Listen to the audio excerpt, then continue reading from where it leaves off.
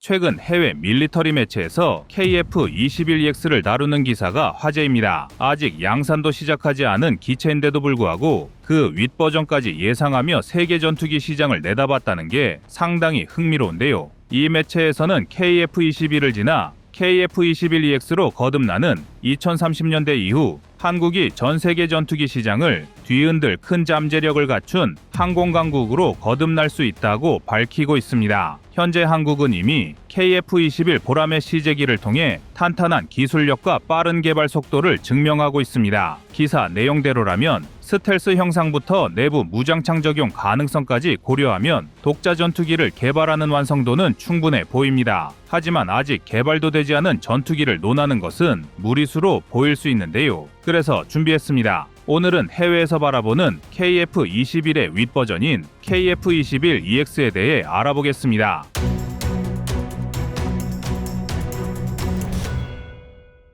과거 T-50 고등훈련기도 해외에서 정말 한국이 만들 수 있느냐라는 시선이 많았습니다. 하지만 지금은 동남아, 중동, 남미 등으로 수출이 이루어지며 세계적으로 인정을 받았습니다. KF-21EX 역시 시간이 지나면 비슷한 과정을 밟으며 국제 경쟁력을 입증할 가능성이 큽니다. 최종적으로 말씀드리면 KF-21EX는 한국을 5세대 전투기 생산국 반열에 올리는 결정적 카드인데요. 이를 증명하듯 현재 대한민국은 전투기 개발은 세계 유례 없는 속도를 보이고 있다고 해도 과언이 아닙니다. 그도 그럴 것이 KF-21 보라매가 단기간에 1000회 이상의 시험 비행을 수행하며 음속 돌파 기록도 확보하면 카이의 엔지니어링 역량은 상당한 축적이 이루어져 있습니다. 여기에 차세대 엔진을 적용하고 기체 형상 및 도료를 보강하면 레이더 반사 면적을 기존 대비 70% 이상 낮출 수 있다는 내부 목표가 대중들에게 알려져 있습니다. 스텔스 전투기가 되려면 엔진 배기 노즐과 기수 흡입구의 설계가 핵심입니다. 미, 중러 또한 5세대 전투기를 개발할 때 노즐 형상 테스트만으로도 수년간의 연구와 막대한 예산을 투입했습니다. 현재 한국이 연구 중인 한국형 F414급 엔진 역시 스텔스 노즐 설계를 대비한다고 알려져 있습니다. 내부 무장창은 기체 표면을 깔끔하게 유지해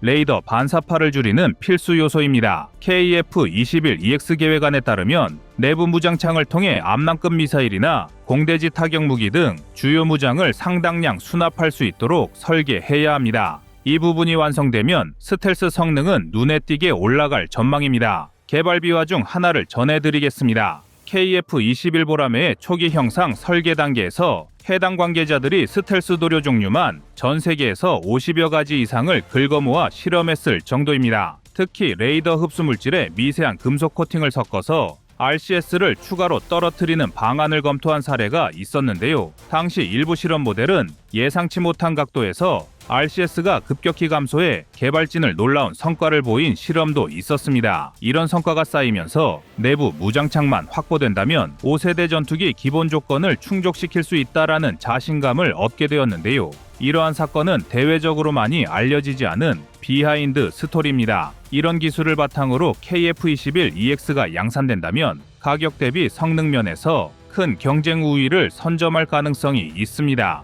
F-35나 수호이 57 같은 기존 5세대 전투기는 1억 달러를 훌쩍 넘기지만 KF-21EX는 좀 더 저렴하게 제시할 수 있으리라 예측됩니다. 뿐만 아니라 운용 유지비까지 고려하면 중소 국가 입장에서는 충분히 매력적인 선택지가 될 수 있습니다. 미국, 중국, 러시아가 굳건하게 지켜온 5세대 전투기 독점 구도는 한국과 터키의 도전으로 흔들리기 시작했습니다. 터키의 칸 또한 5세대급 전투기라고 주장하고 있으나 시험 비행 횟수나 스텔스 설계 완성도 면에서 KF-21 보라매 진행 상황을 따라오기 쉽지 않아 보입니다. 터키는 과거 F-35 국제 파트너였기 때문에 전투기 부품 제조 노하우가 있습니다. 하지만 핵심인 엔진 노즐이나 레이더 흡수 물질의 연구 진행 상황이 구체적으로 공개되지 않아 아직 의문부호가 남습니다. 반면 KF-21 보라매는 이미 실제 테스트를 통해 성능 데이터를 축적하고 있는 점이 강점입니다. KF-21EX로의 확장을 위해선 고성능 레이더, 즉 ASA 레이더의 성능 향상도 필수입니다. 군사 전문가들 사이에서는 KF-21EX에서 4세대보다 약 25% 이상 향상된 항전 전자전 시스템을 기대하고 있습니다. 이는 조종사 생존율과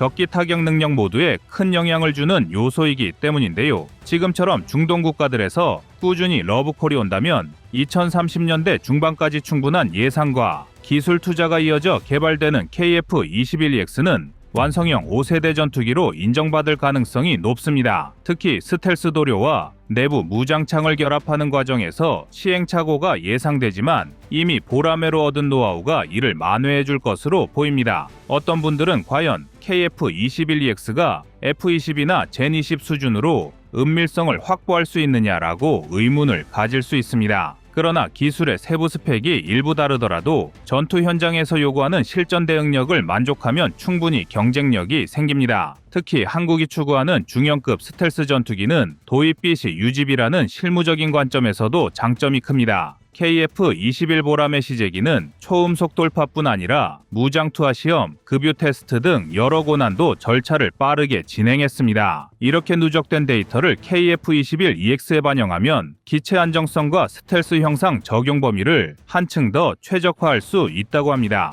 특히 속도감 있게 진행되는 개발 프로세스가 한국의 숨은 저력이라 볼 수 있습니다. 앞으로 KF-21EX가 등장하면 한국은 F-35를 대체할 수 있는 국산 5세대 전투기를 원하는 해외 국가들을 공략할 기회를 갖게 됩니다. 중동, 동남아, 동유럽 등에서 이미 KF-21에 관심을 표명한 사례가 있었으니 스텔스 성능까지 확보된 KF-21EX는 더 큰 매력을 발휘할 겁니다. KF-21EX의 스펙을 정량적으로 비교하기는 아직 어렵습니다. 하지만 미중러가 5세대 전투기를 개발할 때 RCS를 0.1제곱미터 이하로 줄이려 했다는 점을 참고하면 한국도 비슷한 목표를 잡았을 가능성이 큽니다. 카이 내부 관계자들은 기존 KF-21 대비 RCS를 최대 70% 낮추는 게 1차 목표라고 언급합니다. 대략적인 추정으로는 기체 일부 구간에서 F-35만큼은 아니더라도 레이더에 포착되는 횟수를 현저히 줄일 수 있는 수준이라고 합니다. 성능보다 더 중요한 건 이 기술을 연속 생산에 적용해 확실한 양산 체계를 갖추는 것입니다. 국산 부품 비중을 높이고 단가 인하를 병행해야 해외 시장에서도 성공할 수 있습니다. 개발 속도를 보면 KF-21EX는 2035년 전후로 시제기가 등장할 가능성이 언급되고 있습니다. 과정은 단계적으로 진행되어 먼저 준스텔스 개량을 거친 뒤 풀 스텔스 형상으로 넘어가는 시기일 수도 있습니다. 이런 전략이라면 개발 위험을 줄이면서도 꾸준히 기술을 쌓아갈 수 있습니다. 공군에서는 KF-21 보람에 120대를 성공적으로 도입해 운용 체계를 확보한 뒤 스텔스 개량으로 넘어간다라는 기본 구상을 갖고 있습니다. 이는 초기 도입분부터 바로 KF-21EX가 되는 건 아니라는 뜻이기도 합니다. 하지만 장기적으로 보면 보라매 전체가 EX급으로 업그레이드 될 수 있다는 예측도 나옵니다. 국내 자주 국방의 상징이었던 T-50 훈련기나 FA-50 경공격기에서 FA-50 블록 20을 거치면서 멀티롤 전투기로의 진화 과정을 거치고 있습니다. KF-21 보라매도 마찬가지로 단계적 개량을 통해 성능을 높이고 마침내 KF-21EX 수준에 도달하게 될 것이라고 전문가들은 예상합니다. 그리고 KF-21EX가 본격적으로 양산된다면 향후 6세대 전투기로 넘어가는 교두보 역할도 할 수 있습니다. 6세대 기체는 인공지능 기반 전자전, 무인 전투기와의 연동, 초음속 미사일 운용 같은 더 높은 수준의 역량을 요구합니다. KF-21EX를 통해 얻는 스텔스 항전 엔진 기술이 그 밑거름이 될 것인데요. 터키가 개발 중인 칸 전투기는 초기부터 5세대 전투기로 홍보했지만 실질적으로는 4, 5세대 정도에 머물 수 있다는 평가가 많습니다. 시험 비행 기록이 적고 스텔스 도료나 엔진 노즐 기술 공개가 제한적이기 때문입니다. 반면 한국은 보라매를 통해 이미 뚜렷한 시험 결과물을 내놓았다는 점에서 양국 간 격차가 벌어질 수 있습니다. 만약 KF-21EX가 예정대로 개발 속도를 유지하고 스텔스 성능과 항전 능력을 계속 개선한다면 국제 시장에서 강한 입지를 다질 것입니다. 특히 미국, 러시아, 중국 같은 대형 강국이 아닌 중견 국가들이 합리적 가격으로 5세대 전투기를 구입하겠다라고 할 때 KF-21EX가 유력 대안이 될 수 있습니다. KF-21EX의 유지비도 관건입니다. F-35 운용비가 워낙 높아 예산이 제한적인 국가 입장에서는 유지 보수가 쉬운 전투기를 선호합니다. 만약 KF-21EX가 이 부분에서 경쟁 우위를 가진다면 미개척 시장을 크게 공략할 수 있겠습니다. 한국이 자체 개발 중인 무인 전투기와 함께 편대 비행도 고려된다는 점이 앞으로 더 주목할 만합니다. 이른바 팀메이트 작전이라 불리는 유무인 복합 운용 개념은 6세대 전투기의 핵심 방향입니다. KF-21EX가 이 역할을 충실히 수행하면 스텔스 성능뿐만 아니라 차세대 전장에서의 입지도 강화될 것입니다. KF-21EX가 정식 전력화되기까지는 적어도 10에서 15년 정도의 장기 프로젝트가 예상됩니다. 하지만 그간 보람의 개발로 쌓은 경험이 있으며 국내 항공 우주 기업들의 인프라도 갈수록 성장하고 있습니다. 정부 차원의 예산 지원만 확실히 뒷받침된다면 예정보다 빠른 시점에 시제기가 모습을 드러낼 가능성도 배제할 수 없습니다. 이미 공군과 방위사업청은 KF-21 시제기에서 다양한 데이터를 확보했습니다. 압력 분포, 고속기동 성능, 무장 분리 안전성 등 지난 2-3년간 쌓은 자료를 KF-21EX에 적용할 수 있습니다.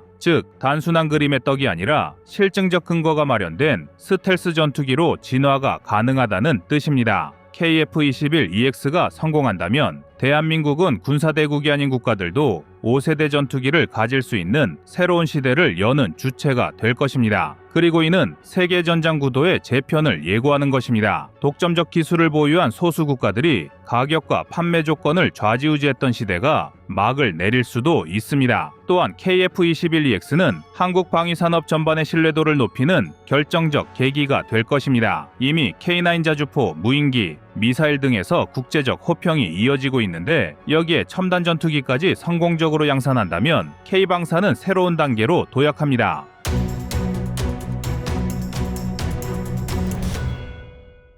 다음은 25년 4월 24일 KF-21 해외 평가 반응 영상입니다. 먼저 보라매가 걸어온 길을 간단히 살펴보겠습니다. 개발 초기부터 완전한 국산 기술 확보를 목표로 삼았고 예산과 일정을 철저히 지키며 시제기 제작과 시험 비행까지 순조롭게 마쳤습니다. 최근에는 야간 공중급유 시험까지 성공했다고 알려져 화제가 됐죠. 이것은 단순한 이슈가 아닙니다. 짜여진 계획대로 모든 테스트를 통과해낸다는 점이 굉장한 의미를 갖습니다. 그래서 해외의 여러 언론 매체가 대한민국이 해낸 일은 놀라운 수준이라는 반응이 나오고 있습니다. 사실 FA-50 등 이전 국산 전투기도 있었습니다. 하지만 그 과정에는 미국 방산업체의 설계 지원과 기술 협력이 깊숙이 개입했기 때문에 한국의 기술력으로 전투기를 만들었다고 하기는 어렵습니다. 또 지식재산권 역시 상당 부분 미국에 묶여 있었습니다. 반면 KF-21 보라매는 다릅니다. 그동안 쌓아온 경험을 바탕으로 설계부터 생산까지 국내 기술진이 주도한다는 차별점이 뚜렷합니다. 바로 이 점 때문에 진정한 의미의 국산 전투기라는 별칭을 얻고 있습니다.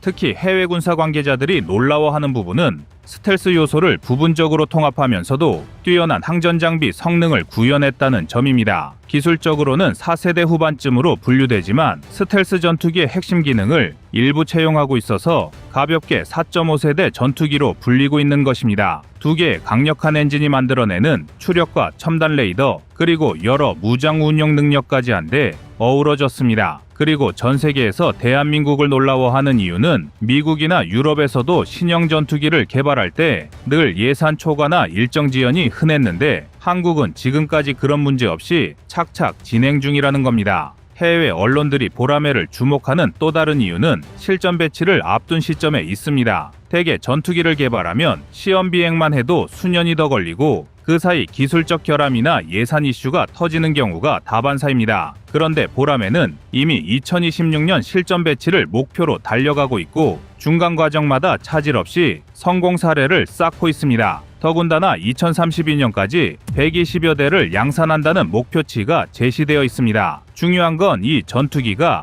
단순히 국내용에서 그치지 않을 것이라는 점입니다. 말레이시아와 폴란드 등 이미 FA-50 시리즈를 도입하거나 관심을 표한 국가들이 KF-21의 가치를 눈여겨보고 있습니다. 또 중동 지역에서도 보라매를 실제로 시험 비행까지 해보려는 움직임이 있다는 보도가 나오고 있습니다. 지금 당장 대량 구매로 이어지지 않더라도 성능 입증과 추가 무장 개발이 완료되면 해외 수출 가능성이 높아질 텐데요. 그럼 이제 보라매 개발이 한국 방위산업 전체에 주는 의미를 짚어보겠습니다. 단지 전투기한 기종을 완성하는 데서 끝나는 게 아닙니다. 항공전자, 레이더, 스텔스 도료, 기체 설계, 무장 통합 등 나열하기 힘들 정도로 각 분야 기술력이 종합적으로 향상됩니다. 이 경험이 쌓이면 그 다음엔 무인 전투기나 더 나아간 5세대에서 6세대 전투기 개발까지도 자연스럽게 이어질 수 있습니다. 즉, 보라매는 대한민국이 항공 선진국 대열에 본격 진입하기 위한 교두보라는 점에서 매우 의미가 큽니다. 또 한 가지 주목할 부분은 보라매가 탑재할 무기 체계와 위성, 드론 네트워크 연계성입니다. 현대전에서는 독자적으로 비행하는 전투기만으로는 충분치 않고 드론이나 지상위성 통신망과 실시간으로 정보를 교환해야 합니다. 그런데 보라매는 이런 체계에 연동될 것을 전제로 만들어져 상황 인식 능력이 뛰어나게 설계됐습니다.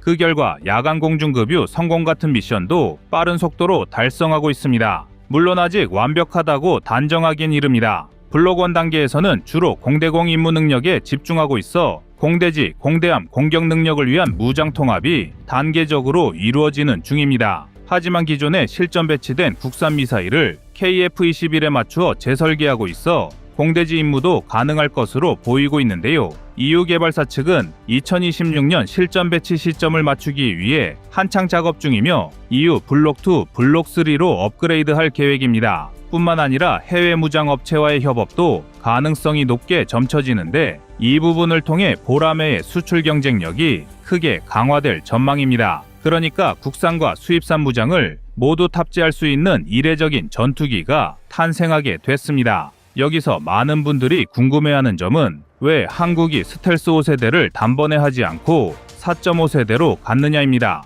이미 F-22나 F-35 같은 기종이 존재하니 한국도 기술을 한 방에 끌어올리면 되는 것 아니냐고 생각할 수 있습니다. 하지만 스텔스 전투기는 개발 난이도가 기하급수적으로 상승합니다. 더군다나 해외 라이선스 문제와 미국의 수출 통제 규정 등을 감안하면 한국이 독자적으로 5세대를 완성하는 건 가성비 면에서 아직 무리라는 판단이 있었던 겁니다.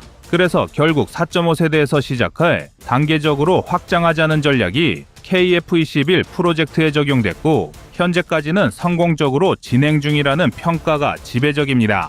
그럼 이제 시선을 해외로 돌려볼까요? 사실 국제정세 측면에서도 보라매는 의미가 큽니다. 과거 도널드 트럼프 대통령 시절에 한미 방위비 분담금 논란이 커지면서 한국이 언제까지나 미국에만 의존하긴 어렵다는 목소리가 나왔습니다. 이 때문에 한국이 스스로를 지킬 힘을 키워야 한다는 자주국방론이 재조명되었고 보라매 사업은 그 핵심 과제로 떠올랐습니다. 특히 북한 위협이 실질적으로 늘어나고 있고 중국의 군사적 영향력이 아시아 전역에서 강해지는 가운데 한국에게 독자 군사력을 증강하는 일은 더 미룰 수 없는 과제가 되었습니다. 보라매가 탄생함으로써 한국은 방산 수출 시장에서의 영향력도 높일 수 있는 발판을 마련했습니다. 이미 T-50 계열기가 여러 국가에 수출되면서 항공기 분야에서 K방산의 브랜드 파워가 쌓여 있습니다. 여기에 차세대 전투기까지 더해진다면 훈련기부터 경공격기 그리고 본격 전투기까지 풀 라인업을 제시할 수 있게 됩니다.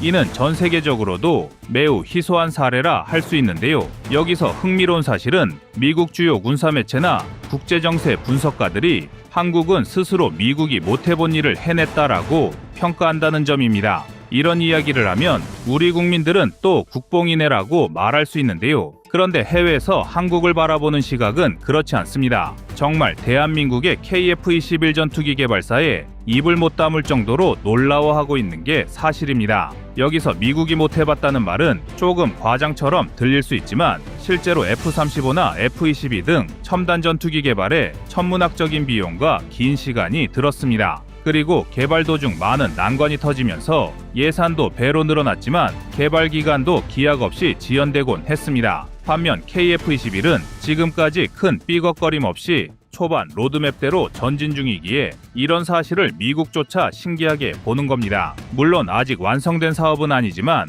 이대로만 간다면 예산과 일정 모두 준수한 사례로 군사 역사에 남을 가능성이 높습니다. 더 나아가 이 성과가 보여주는 메시지는 한국은 이제 항공조선, 전자 등에서 세계적인 핵심 기술력을 두루 갖추고 있다는 점입니다. 그동안 이 분야에서는 서방권 국가들 중 미국이 독점했다고 해도 과언이 아니었습니다. 그나마 전 세계 조선 시장에서 한국이 선두그룹이라는 것을 빼고는 미국에 의존하는 처지였습니다. 하지만 문제는 중국이 무서운 속도로 따라오는 상황이어서 한국이 한눈 팔 틈이 없다는 것이죠. 따라서 정부와 군 당국은 항공부터 해군 역량까지 종합적으로 키워 동아시아에서의 주도권을 확실히 확보하려는 구상을 갖고 있습니다. 그리고 보라매는 그 중심에 선 상징 같은 존재입니다. 조금 더 구체적으로 들어가면 보라매 사업과 해군의 대형 함정 건조 전략이 어느 정도 연계될 수 있다는 관측도 있습니다. 향후 경항공모함 또는 중형급 항모를 도입한다면 함재기 운용 능력이 필요해지니까요. 물론 KF-21 자체가 함재기로 전환되려면 상당한 개조와 노력이 필요합니다. 실제로 F-35A와 F-35B는 F-35라는 글자만 같지 사실상 전혀 다른 기체이기 때문입니다. 하지만 한국이 KF-21을 국내 기술로 개발했기 때문에 이론적으로는 이마저도 시도할 기반이 마련되었다는 점이 중요합니다. 어쩌면 보라매 사업 이후에 등장할 차세대 기체가 함상 운용 버전으로 개발될 가능성도 있는 게 이러한 이유 때문입니다. 또한 국내 주요 업체들이 초음속 대함미사일이나 장거리 타격 무장을 개발 중이므로 보라매 무장 통합 시너지가 기대됩니다. 무장을 얼마나 다양하게 또 안정적으로 탑재할 수 있느냐가 전투기 수출 경쟁력에 큰 영향을 미치기 때문입니다. 예를 들어 유럽제 미사일, 미제 미사일, 한국산 무기를 전부 통합 운용할 수 있다면 어느 나라도 거부하기 어려운 매력적인 플랫폼이 되는 것은 당연한데요. 실전 배치 시점이 가까워질수록 해외 군사 전문가들이 KF-21 보라매를 더 자주 언급하는 흐름이 계속될 듯합니다. 특히 인도네시아가 공제 분담금을 제때 납부하지 못하면서 생긴 변수가 있지만 이런 변수에도 불구하고 대한민국은 예정된 일정을 소화한 것에 또 다시 세계는 한국을 놀라워했습니다. 더욱이 이제는 아랍에미리트나 사우디 같은 중동 국가가 대신 참여해 자금을 지원할 수도 있다고 전망하고 있을 정도입니다. 이를 뒷받침하는 게 이미 중동 지역에서는 한국 무기체계의 신뢰도가 크게 올라간 상태이기도 합니다. 그런 점을 생각하면 향후 10년간 보라매 사업이 어떻게 전개되느냐에 따라 대한민국 방위산업의 위상이 크게 달라질 것입니다. 그리고 120대 양산이 성공적으로 마무리된다면 글로벌 시장에서 한국은 전투기까지 자급자족할 수 있는 나라라는 인식이 확실히 자리 잡게 됩니다. 그런데 이런 이미지가 상당히 중요합니다. 방산무기에서 가장 어려운 게 전투기 개발인데 이마저도 성공했다는 것은 한국산 무기 전반에 대한 이미지 개선과 함께 더 큰 수출 기회를 만들어낼 것으로 기대됩니다. 또 이번에 야간 공중급유까지 해내면서 KF-21은 계속해서 자신감을 쌓아가고 있습니다. 흔히들 야간에 공중급유한 게 뭐가 대수냐고 할 수 있지만 야간 공중급유는 결코 단순한 임무가 아닙니다. 비행 중 발생하는 공기 흐름과 시야 제한 등 고난도의 기술과 숙련이 필요합니다. 그런데 이걸 보라매가 빠른 시기에 시제기로 수행했고 성공적으로 임무 수행을 했는 이는 정말로 국산 전투기로서 처음부터 끝까지 메이드 인 코리아라는 자부심일 뿐만 아니라 놓칠 수 없는 가치입니다.